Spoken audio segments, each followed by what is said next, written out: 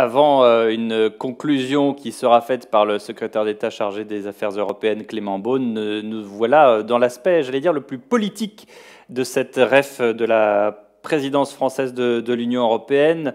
Ce côté politique, j'allais dire presque électoral, vous allez comprendre pourquoi, puisque la question centrale, c'est là, celle qu'on va se poser, c'est comment concilier les deux agendas politiques. Face à face, Karima Delli, présidente de la commission transport et membre du Parti des Verts au Parlement européen. Bonsoir, merci d'être avec nous, merci de nous rejoindre. Et Marie-Pierre Védrenne, bonsoir, eurodéputée Renew, c'est-à-dire en phase avec la majorité présidentielle. Merci à toutes les deux. Alors, on ne va pas sortir les gants de boxe, mais on va quand même parler de sujets concrets qui sont importants. Cet agenda, effectivement, arrive en même temps que, tout le monde l'a noté, 10 et 24 avril, une échéance présidentielle. Karima Delli, est-ce que vous faites partie de ceux qui disent tout ce qu'on aura lancé en janvier, de toute façon, il va falloir détricoter en avril parce qu'il y aura une nouvelle élection? Avec votre micro, s'il vous plaît, Karima Delli, parce qu'on ne vous entend pas. Oui, bonsoir. Merci Bonsoir. pour votre invitation. Moi, je suis très contente de ce débat ce soir. Moi, ma question, c'est cette présidence française ne doit pas servir juste les enjeux d'une élection présidentielle. Parce que nous ne pouvons pas, et je vous le dis de manière assez tranquille, nous ne pouvons pas aujourd'hui reprocher à ce que certains autres pays pourraient faire, parler des enjeux nationaux, au lieu de parler d'enjeux européens. Je pense à la Hongrie, je pense à la Pologne. Ce n'est pas possible. Ça, c'est la première chose. Nous devons rester dans le cap européen.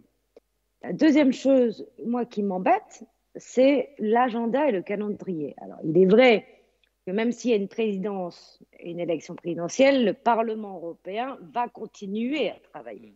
Mais là, on aura une présidence qui va être un peu sous cloche. Et forcément, parce qu'on a la France a un devoir de réserve pendant ces élections présidentielles. Donc, on est un peu aussi suspendu sur est-ce que M. Macron, notre président, va faire sa déclaration de candidature, oui, et quand? Ça, c'est la première chose.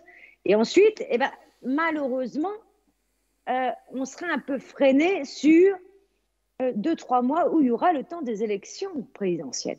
Nous, ça ne nous affecte pas trop parce que nous, les parlementaires, nous devons absolument continuer de travailler, mais je pense qu'on aurait pu bénéficier de ces mois un petit peu de sous cloche, comme je les appelle, pour pouvoir, on aurait peut-être dû décaler pour vivre pleinement la présidence française, et ça c'est mon avis, parce que je pense que le temps nous est compté. Et quand je dis que le temps nous est compté, c'est-à-dire que nous ne reverrons pas de présidence française avant 13 ans. 13 ans, c'est long, mais c'est la réalité. Et donc, la présidence française doit être une opportunité pour relever des défis. Et moi, je vois 3 grands défis et je salue Enrico Letta tout à l'heure qui a un petit peu parlé des grands défis, mais il y a le défi dont il n'a absolument pas évoqué, même s'il parle de l'énergie. Nous sommes sur le défi climatique qui va dépendre de tous les autres défis. Ça a été évoqué plus tôt dans la REF, Karima Delli. Ne vous inquiétez pas, on en a largement parlé. Voilà. En tout cas, je n'étais pas là, mais le défi climatique va nous donner le tempo de tous les autres défis parce que les conséquences vont être terribles, parce que nous sommes en retard. Et ce n'est pas moi qui le dis, parce que je suis écologiste. C'est les rapports du GIEC et c'est ce que nous sentons même aujourd'hui. On va prendre les choses les unes après les autres, si vous le voulez bien, Karima Delli. Et je voudrais d'abord... excusez-moi. Alors, on comprend très bien. Mais en tout cas, c'est très aimable à vous d'être avec nous à une heure aussi tardive. Marie-Pierre Védrenne, d'ailleurs, d'abord sur le calendrier et sur ce que dit Karima Delli, comme quoi, effectivement, ça peut servir Emmanuel Macron à des fins électorales, parce que c'est ce qu'elle dit. Bonsoir à tous, déjà très heureux d'être avec vous ce soir et d'être avec Karima pour débattre de cet enjeu essentiel. Je vais dire qu'il y a des choses qui ont été dites par Karima que je partage. Et j'espère que Yannick Jadot, d'ailleurs, dans son intervention demain, se comportera ainsi. C'est-à-dire qu'il faut que cette présidence française du Conseil de l'Union européenne soit véritablement une présence européenne. Je veux dire, on ne peut pas taxer le président de la République de découvrir le sujet européen. pendant sa campagne en 2017, il a fait un enjeu majeur de l'Europe. Parfois, certains lui conseillaient d'ailleurs de ne pas le faire, parce que, soi-disant, ce n'était pas un gain électoral. Sauf que le discours a toujours été de dire, même dans le discours après de la Sorbonne, que nous n'avons pas l'Europe honteuse et que l'Europe est le bon échelon justement pour relever des défis fondamentaux tels que le changement climatique, tels que la transformation numérique ou les enjeux aussi de concurrence déloyale à l'intérieur même de l'Union européenne. Donc l'Europe, ça a toujours été la boussole de notre engagement. Après, Karima Delli l'a dit aussi, et c'est totalement vrai, le Parlement européen va continuer son travail. Et nous serons bien là pour avancer sur ces nombreux dossiers, sur ces 250 textes. Après, juste un élément aussi vis-à-vis des conseils des ministres. Certes, les ministres ne pourront pas s'exprimer en matière de communication sur les avancées, mais eux aussi pourront être là pour conduire les trilogues. Ce n'est pas parce qu'il y a la période de réserve qu'ils ne pourront pas être là. Peut-être que, oui, Karima, je vois, va me dire, oui, mais ils seront préoccupés par les élections.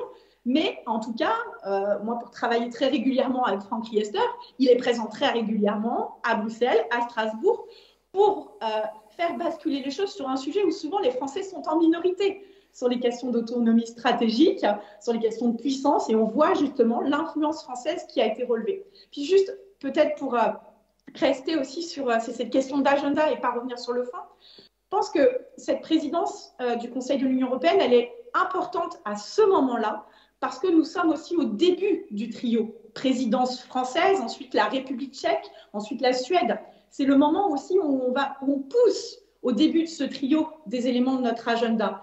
Et on le sait bien, par exemple, le mécanisme carbone d'ajustement aux frontières, il n'aurait peut-être sûrement pas poussé de la même façon peut-être par les Tchèques. L'instrument anti-coercition, en tout cas, il n'aurait été pas poussé par les Suédois, qui ne sont pas nécessairement en faveur. Donc, on voit aussi que le momentum, il est extrêmement important pour pousser nos priorités et accélérer sur des sujets, je parlais du mécanisme carbone, qui ont été portés par la France, aussi bien par la droite que par la gauche, que Chirac ou par Hollande. Donc, c'est un moment extrêmement important et je sais que nous serons tous pleinement impliqués.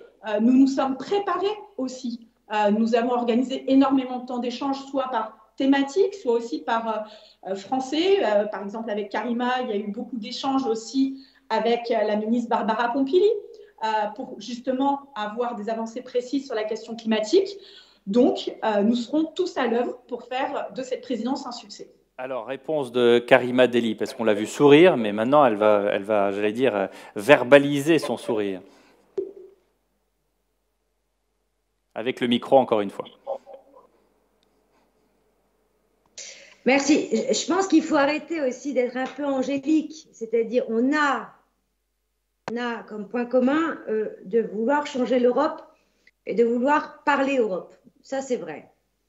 Parce que nous avons commencé une année sur une polémique totalement débile sur le drapeau européen.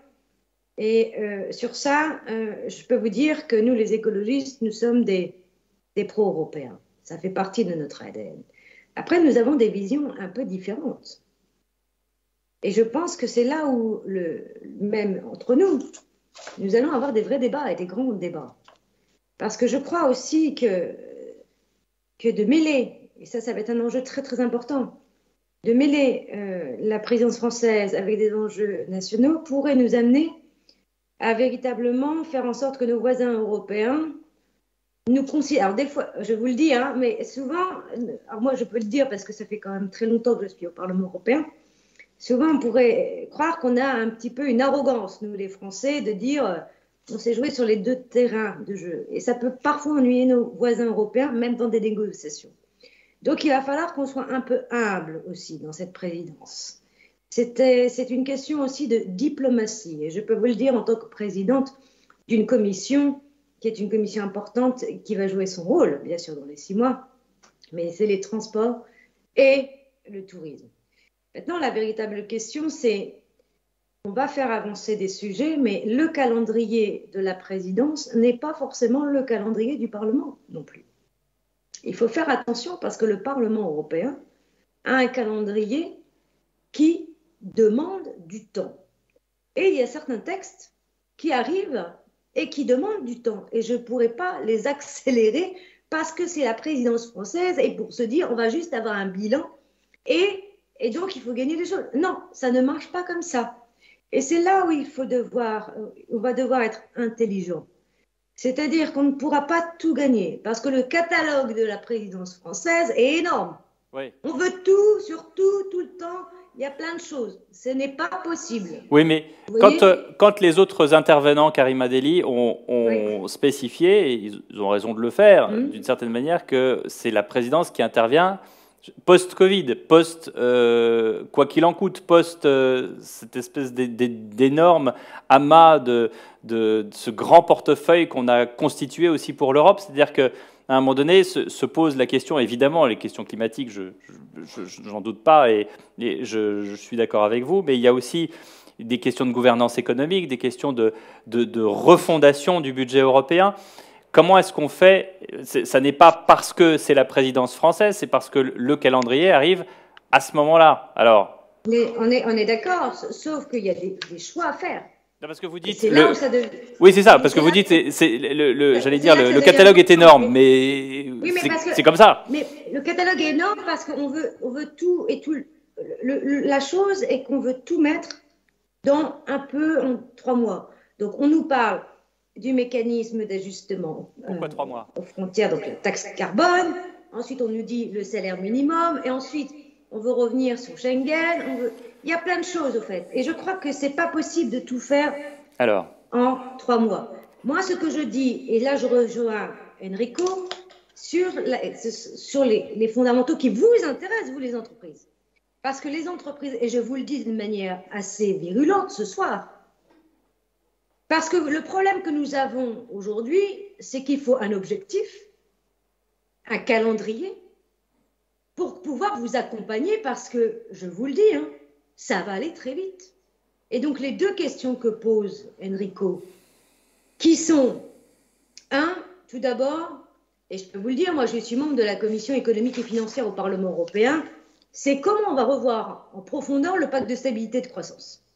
C'est-à-dire comment on va engager des réformes sur des investissements, moi je les appelle plutôt des investissements de transition écologique et des investissements sociaux, qui demain, par exemple, dans des situations de crise, sortent des déficits.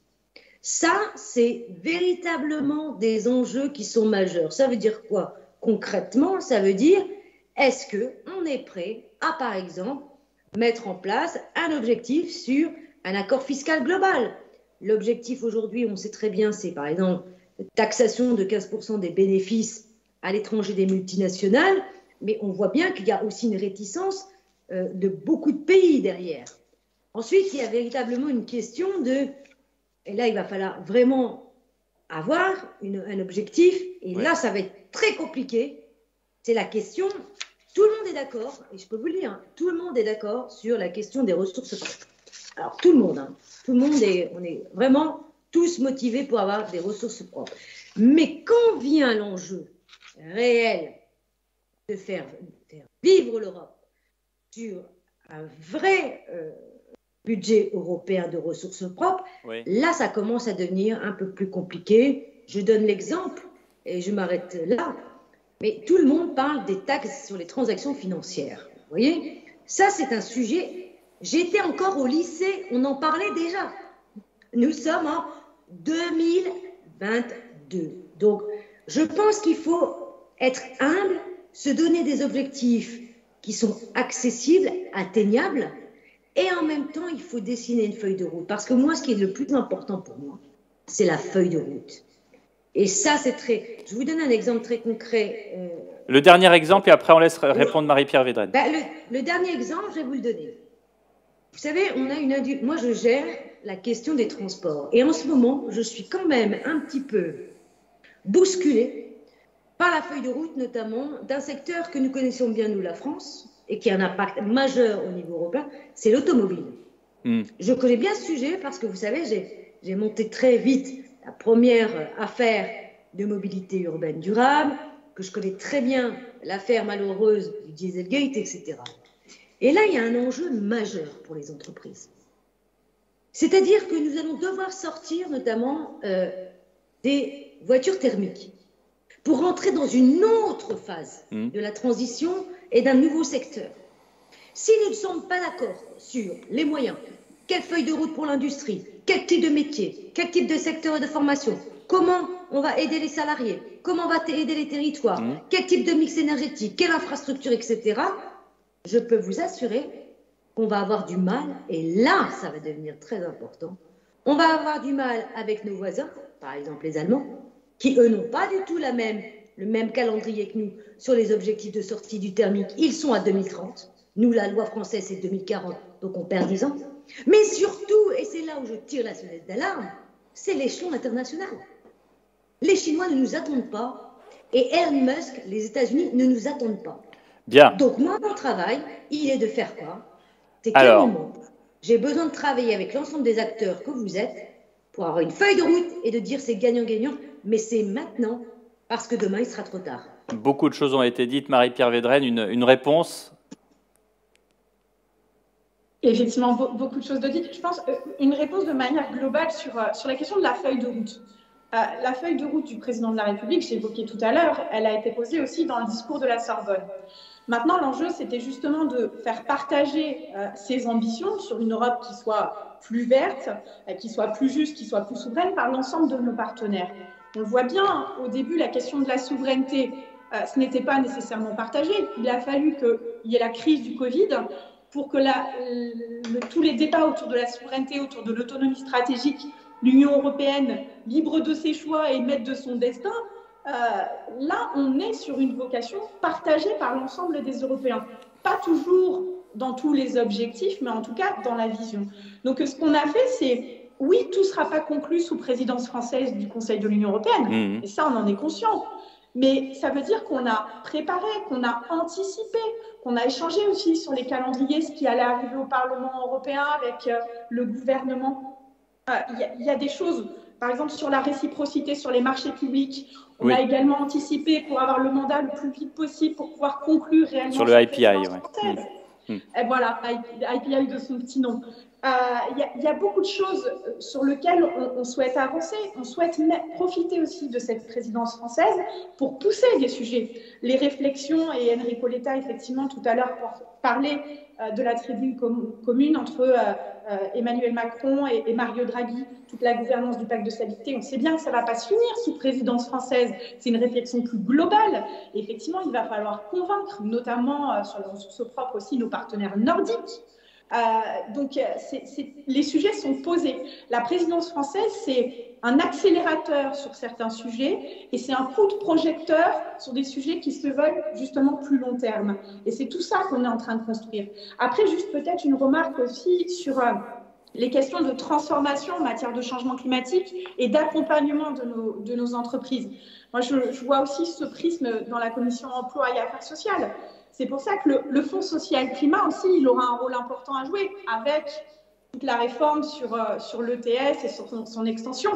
Donc là aussi, il faudra qu'on soit très vigilant parce que l'enjeu, c'est de construire véritablement une relance qui soit économiquement source d'innovation, qui soit responsable écologiquement et qui soit juste socialement.